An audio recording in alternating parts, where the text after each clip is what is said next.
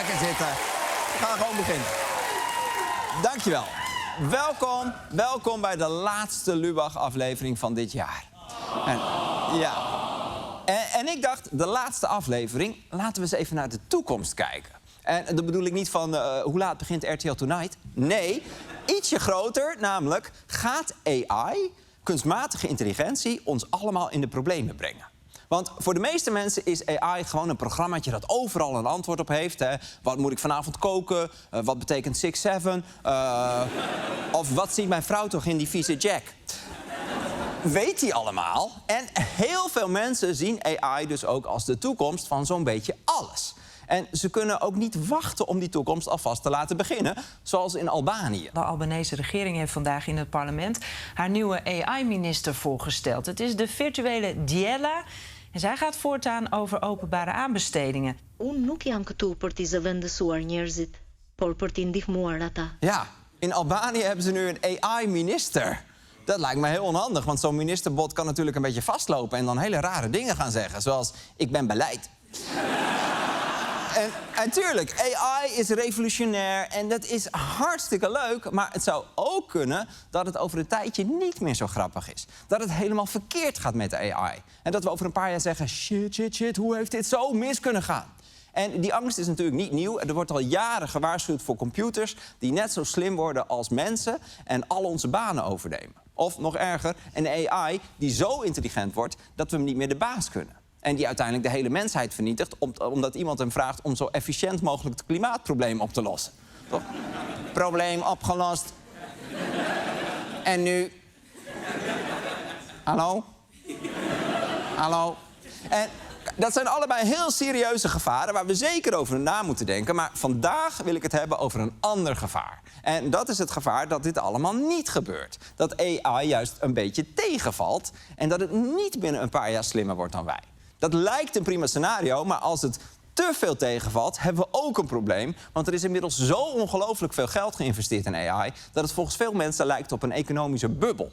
Een zeepbel dus. En als het een bubbel is, dan kan die ook knappen, met als gevolg een economische crisis. En niet alleen in Silicon Valley, maar ook hier in Nederland. Nou, dat moeten we natuurlijk niet hebben, dus ik doe snel mijn jasje uit. Het is tijd voor...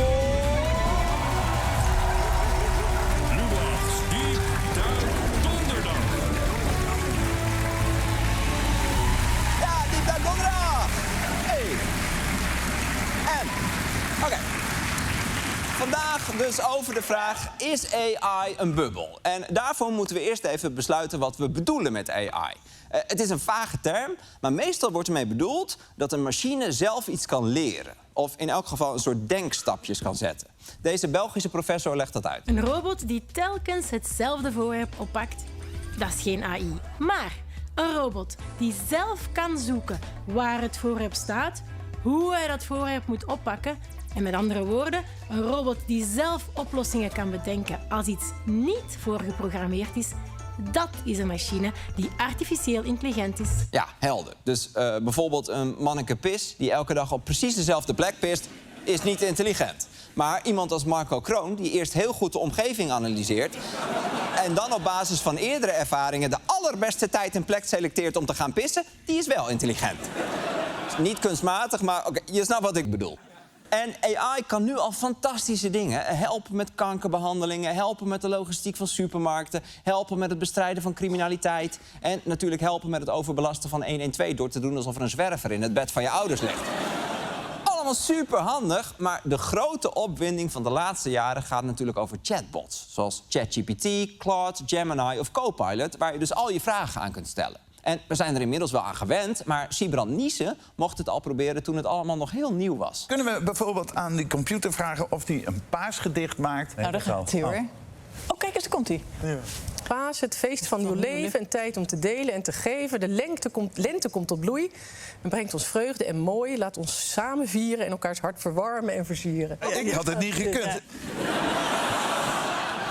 Niet gekund? AI is nu al slimmer dan Siebrand Niesse. Dat brengt mij dan weer vreugde en mooi.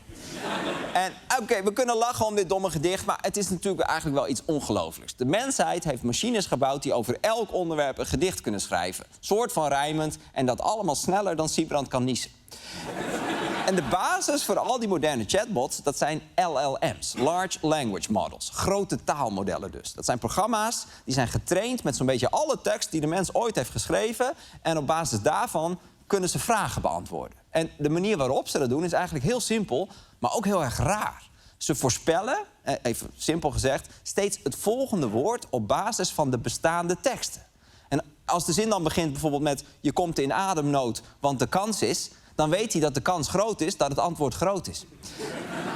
En hij kan het ook met plaatjes. Hij heeft bijvoorbeeld zoveel foto's gezien van Volkswagen Kevers. Als je vraagt, hier, wat is die witte auto op de albumhoes van Abbey Road? Dan zegt hij, de witte auto is een Volkswagen Kever. Dat is helemaal goed. En als ik hem vraag, kun je op deze foto Paul McCartney vinden en vervangen door Rob Jetten? Dan kan hij dat ook. Maar, ja? Ik weet het niet. Soort van. Ja, kijk, eigenlijk lijkt dit nergens op, toch? Ze zijn ook ineens met z'n drieën. En kijk die achterste gast. Hoezo zit rapper Donny opeens bij de Beatles?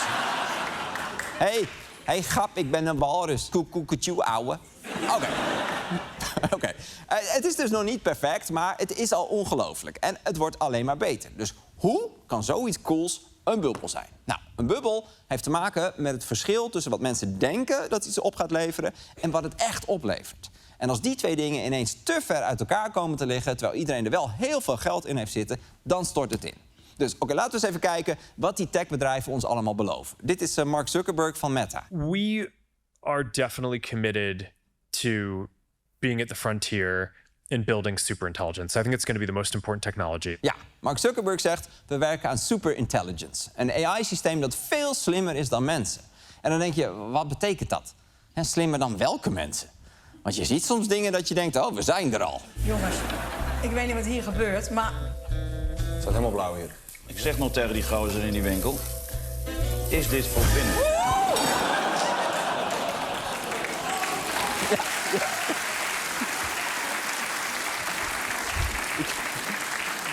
Je kunt veel van ChatGPT zeggen, maar hij gaat niet binnenlopen barbecuen. Maar dat is dus de grootste belofte van de AI-bouwers. Een AI die veel slimmer is dan de mens. Die alle Nobelprijzen wint, alle ziektes geneest en uiteindelijk zelfs het middenveld van Ajax op orde krijgt. Nou, dat misschien niet, maar je snapt wat ik bedoel. Nou, zover zijn we nog niet. En veel mensen twijfelen ook of zo'n superintelligence überhaupt wel te bereiken is door alleen maar die taalmodellen te verbeteren. Eric Schmidt bijvoorbeeld, die vroeger de baas was van Google, die zegt dat er nog steeds geen duidelijk pad is naar superintelligence. En je weet het natuurlijk nooit, maar het lijkt er in elk geval op dat een superintelligente AI nog ver weg is. Dus dat was de extreemste belofte, maar de meeste techbedrijven beloven ietsje minder, namelijk AGI, Artificial General Intelligence. Sam Altman van OpenAI, de maker van ChatGPT, die legt uit wat dat is. For me, AGI is basically the equivalent of a median human that you could hire as a coworker. And then they could say do anything that you'd be happy with a remote coworker doing. Ja, één flinke trede lager dan superintelligence is dus AGI. Een AI die net zo slim is als een mens, die niet alleen heel veel kennis heeft, maar ook echt problemen kan oplossen en zelfstandig kan functioneren. En dan kunnen ze dus ook mensen vervangen. Volgens Elon Musk gaat dat gebeuren. There will come a point where no job is needed. You can have a job if you want to have a job for sort of personal satisfaction, but the AI will be able to do everything. Ja, niemand hoeft meer te werken, alleen nog maar voor je plezier. Wat is hij nou aan het doen? Ja, dat is de vrijwillige treinconducteur. Oké, dus een AGI kan functioneren als een volwaardige werknemer, maar dan zonder lunchpauze en papadagen en dat soort verschrikkelijke onzin. Job, als je kijkt, please, kom gewoon naar kantoor. Dat kind is 3, die redt zich wel. Oké, maar goed. Een AGI dus, die mensen kan vervangen. Nou, gebeurt het al een beetje? Het wordt wel geprobeerd. Bijvoorbeeld 2 weken geleden bij het Regio Songfestival. En dat was niet helemaal mijn smaak. Aan die vakjury hebben we dit jaar een bijzonder iets toegevoegd. Dat is namelijk een AI-jurylid. Ik ben Robin, het AI-jurylid van het Regio Songfestival. Ik heb geen zenuwen, geen voorkeuren, alleen pure data en algoritmes. Ik analyseer de songteksten, meet de authenticiteit. Is en dit kut? Ik kan sorry hoor. Ik kan hier gewoon niet tegen hoor. Ik vind... Moment hoor. Even kijken. Even zien hoor. Ik geef straks ook 0 even kijken hoor of dit werkt. voor de teksten. Ja, dat... Ja, het moest even.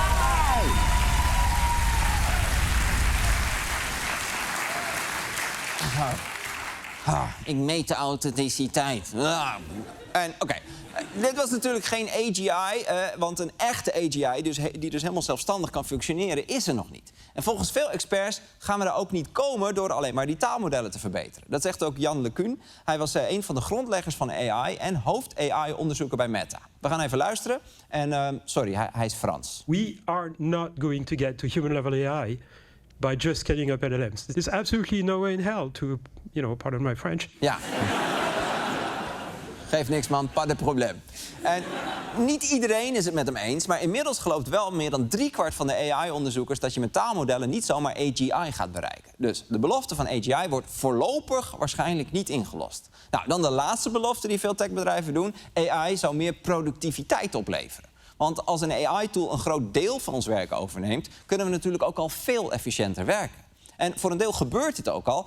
Programmeurs die gebruiken AI-tools om het simpele werk voor ze te doen. En er zijn bijvoorbeeld ook fastfoodrestaurants die AI gebruiken om de bestellingen op te nemen. Maar dat gaat niet altijd goed. Zoals bij de Amerikaanse fastfoodketen Taco Bell. Daar raakte AI wel eens in een loop. The aim was to reduce mistakes and speed up orders. But in some cases, AI delivered just the opposite. And what will you drink with that? I want a large Mountain Dew. And your drink? Ja, dat was geen tevreden klant. Je moet die programma's dus goed in de gaten houden. Ook bij redelijk simpele taken. En zeker bij moeilijke taken. In Australië kreeg consultancybureau Deloitte een paar ton om een rapport te schrijven voor de overheid. En Deloitte dacht, weet je wat, we gebruiken AI. Nou, ging best wel goed, maar er stond wel opeens een volledig verzonnen citaat van een rechter in. Ja, het ging om het citaat hoeren neuken nooit meer werken. Maar dat had die rechter nooit zo letterlijk gezegd. En dat blijft een probleem met die huidige taalmodellen. Ze maken gewoon foutjes. Ik heb dat zelf ook vaak genoeg meegemaakt. Ze verzinnen feiten, data, zelfs het adres van Natalie Portman. Bleek totale onzin. Ik bedoel, het was leuk om een keer in Kazachstan te zijn, maar ik was wel echt kwaad. En zo'n chatbot hallucineert natuurlijk niet altijd. Maar ja, wat heb je aan een receptioniste die meestal goedemiddag zegt en heel soms Heil Hitler? En ja, het wordt al volop gebruikt, maar het levert minder winst op dan je misschien zou denken. Hier, een groot Deens onderzoek vond geen productiviteitswinst door AI. En ze konden dus ook niet toe met minder personeel. En dat zal vast nog wel veranderen, maar voorlopig is het rendement van AI dus nog niet heel hoog. Terwijl de meeste bedrijven wel heel graag zeggen dat ze al ontzettend goed bezig zijn met AI. En dat het ze al superveel oplevert. In earnings reports, CEOs would often say, AI is amazing, it would bring incredible productivity gains.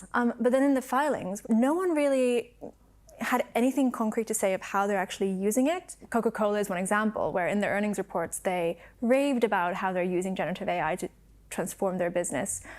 But in their filings, the only example they could give was using generative AI to create a Christmas ad. Ja, dus volgens Coca-Cola werkt het al heel veel efficiënter dankzij AI, maar in de praktijk hebben ze er vooral een kerstreclame mee gemaakt. En oké, ik moet toegeven, die is best indrukwekkend.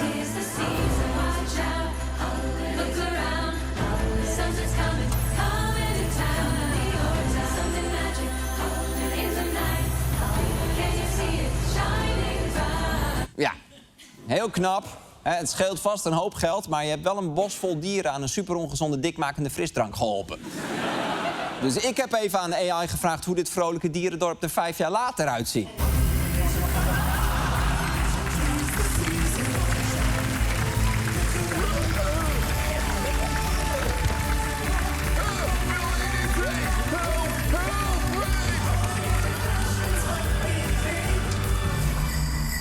Ja. Prachtig, toch? Hey. En als je je afvraagt waarom komt er een soort wc-papier uit de mond van die panda, dat weet ik ook niet. Dat is het hele probleem. Dat systeem is briljant, maar het heeft geen idee waar het mee bezig is. En natuurlijk, AI wordt steeds beter, bedrijven leren er beter mee omgaan, maar juist dat gekke hallucineren is iets waarvan niemand precies weet of het kan worden opgelost. Dat was deze zomer ook een van de grote tegenvallers bij de lancering van ChatGPT 5. Die bleek nog steeds grote fouten te maken. En dat was best wel een schok. Het idee was, die taalmodellen, dat is de weg omhoog. Als we er maar steeds meer data en rekenkracht tegenaan blijven smijten, dan worden ze uiteindelijk geniaal. Maar daar wordt nu dus flink aan getwijfeld, want die weg omhoog lijkt niet echt door te zetten. Dus ja, de taalmodellen zullen vast nog een stuk beter worden en de mensheid zal ook beter worden in het gebruiken van AI. Maar of het binnen een paar jaar echt een groot deel van het werk zal overnemen, dat is gewoon niet zeker. Goed, dus misschien valt de vooruitgang van AI de komende tijd een beetje tegen, maar is het dan ook meteen een bubbel? Ik bedoel, er valt wel vaker iets tegen, toch? Ik bedoel, Home Alone 12 had ik ook meer van verwacht. Toch? Maar ja, Kevin is nu 45, zijn vrouw is bij hem weg. Dus ja, hij is inderdaad Home Alone, maar het is toch niet hetzelfde. Anyway, een potentiële teleurstelling betekent nog geen bubbel. Voor een bubbel heb je nog 1 ingrediënt nodig, namelijk dat heel veel mensen er heel veel geld in hebben gestopt. En is dat hier het geval? Nou, zeker wel. Chipmaker Nvidia heeft op de beurs in New York als eerste bedrijf een beurswaarde van meer dan $5 biljoen bereikt. En om een beeld te maken hoeveel geld dat nou eigenlijk is, leg je 5000 miljard, oftewel 5 biljoen briefjes van $1 achter elkaar. Dan heb je een lijn net zo lang als 1000 keer heen en terug naar de maan. Wat een rare vergelijking. Ik heb nog nooit naar mijn bankrekening gekeken en gedacht, hoe ver zou ik hiermee komen in de ruimte? Maar Nvidia, dat chips maakt voor AI-datacenters, is in een paar jaar het meest waardevolle bedrijf ter wereld geworden. En niet alleen Nvidia gaat lekker, bijna alle AI-bedrijven zijn de afgelopen jaren keihard omhoog geschoten op de beurs. En dat betekent niet dat ze ook de hoogste omzet hebben of de meeste winst maken, maar vooral dat heel veel mensen denken dat ze in de toekomst nog meer waard zullen worden. Echt. Iedereen blijft maar geld in AI pompen. Ook banken en grote investeerders. Deze zomer haalde een AI-startup uit het niks $2 miljard op. De hoogste opbrengst voor een start-up ooit, zonder te zeggen wat ze precies gingen doen. Ja, mag ik geld? Waarvoor? Iets met AI. Oh, zeg dat dan, joh. Hier, 2 miljard. En er wordt dus krankzinnig veel geld in die AI-bedrijven gestopt. In de hoop dat ze dat allemaal gaan terugverdienen. Maar dan is de vraag, wat doen die bedrijven met dat geld? Nou, vooral heel veel datacenters bouwen. Wereldwijd wordt er daarom nu koortsachtig bijgebouwd. Nieuwe datacenters om de groei van AI mogelijk te maken. Alleen al dit jaar gaat het wereldwijd om een investering van €350 miljard. De bedrijven zitten in een soort wapenwedloop met elkaar. En daarin is er geen ruimte voor een beetje terughoudendheid. Om eerst even na te denken, willen we dit wel? Ja, er is geen tijd voor de vraag, willen we dit wel? Terwijl dat een heel belangrijke vraag is. En dat weet ik van al die keren dat ik toch weer ben geëindigd in een overdekte glow-in-the-dark minigolfbaan. Wil ik dit wel? Ze knallen dus allemaal gigantische datacenters neer die ook nog eens heel veel water en stroom verbruiken. Giant warehouses are popping up across the US, more than 2 every week. A data center campus like this can consume as much power and water as an entire city. Okay, but why is this stuff so power intensive?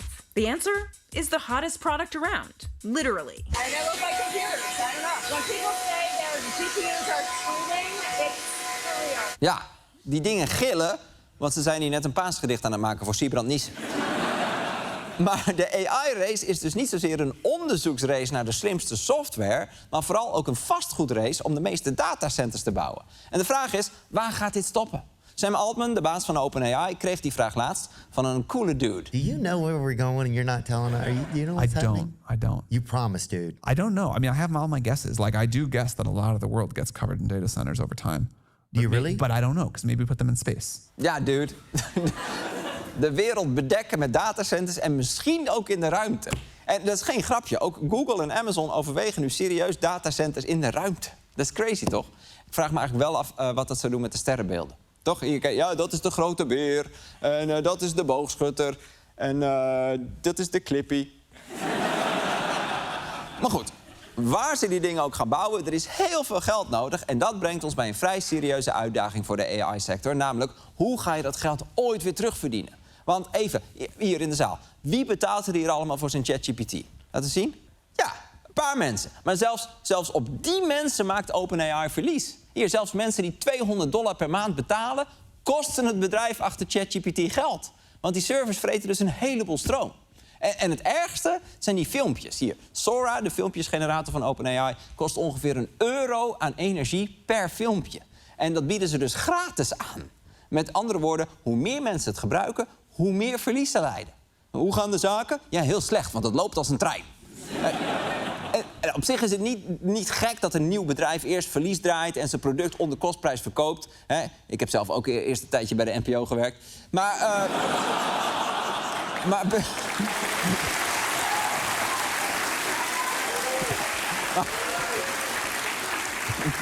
Maar bedrijven als Amazon, Netflix en Uber hebben heel lang verlies gedraaid. En die zijn uiteindelijk vet succesvol. Alleen gaat het in dit geval om zo ongelooflijk veel geld. Alleen al de laatste 3 maanden heeft OpenAI $12 miljard verlies gemaakt. 12 miljard. Dat is 48 miljard per jaar. Daar zou de V&D 1000 jaar over hebben gedaan.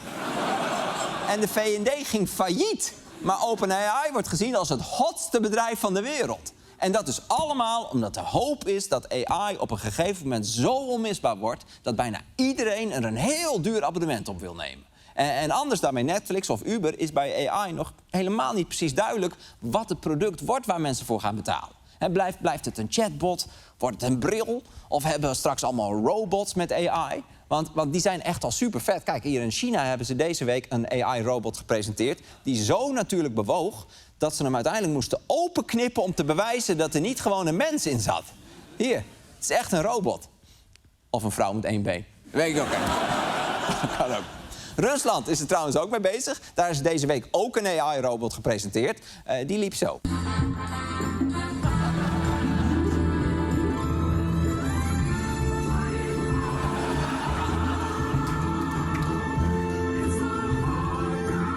Ja. Deze hebben ze ook opengeknipt. Bleek een dronken Rus in te zitten. Dus ja, oké. Voor die robot. Dus ja, wie weet verdienen de AI-bedrijven al die miljarden straks 3-dubbel terug. Maar het is best een grote gok. Sam Altman van OpenAI zit er zelf niet zo mee. Whether we burn 500 million a year or 5 billion or 50 billion a year, I don't care. I genuinely don't. As long as we can, I think, stay on a trajectory where eventually we create way more value for society than that. And as long as we can figure out a way to pay the bills, like we're making AGI. It's going to be expensive. It's totally worth it. Ja, maar dan moet het dus wel lukken. Anders is 50 miljard best wel veel geld. Als je die briefjes allemaal achter elkaar... Oké, nou, je snapt wel wat ik bedoel. Okay. Maar de laatste maanden zie je dus dat steeds meer mensen daar een beetje aan gaan twijfelen. Want ja, er moeten uiteindelijk honderden miljarden worden terugverdiend. En als genoeg mensen twijfelen of dat gaat lukken, dan kan die bubbel uiteenspatten. Maar wat dan? Wat betekent dat? Nou, als de paniek toeslaat en iedereen wil zijn aandelen in die techbedrijven verkopen, dan schiet in elk geval de Amerikaanse beurs keihard naar beneden. Want de waarde van de 7 grootste techbedrijven is meer dan een derde van die hele beurs. En het is niet dat die bedrijven dan ineens allemaal weg zullen zijn, maar ze zullen wel flink omlaag knallen in waarde. En daar gaan heel veel mensen last van hebben. En dan denk je, nou en dan lopen er weer allemaal ontslagen beursmensen met kartonnen dozen door de straten van Manhattan. Wat heb ik daarmee te maken? Ik woon in Veghel. Nou, ten eerste, misschien heb jij wel een baan. En bij een crisis willen die nog wel eens verdwijnen. Of als je aandelen hebt, zoals een kwart van de volwassenen in Nederland, dan is de kans heel groot dat ook jouw aandelen opeens veel minder waard zijn. En wat dacht je van je pensioen? Want pensioenfondsen beleggen jouw pensioengeld in aandelen. En je kunt bijna niet serieus beleggen zonder ook in die Amerikaanse techbedrijven te zitten. Kijk, dit zijn de grootste pensioenfondsen van Nederland. Die hebben in totaal voor 55 miljard in grote techbedrijven geïnvesteerd. Daarom zeg ik ook altijd tegen die pensioenfondsen: jongens, hebben jullie al eens nagedacht over je toekomst? Zo'n barstende bubbel klinkt natuurlijk nog heel ver weg, maar het is toch goed om daar nu alvast mee bezig te zijn.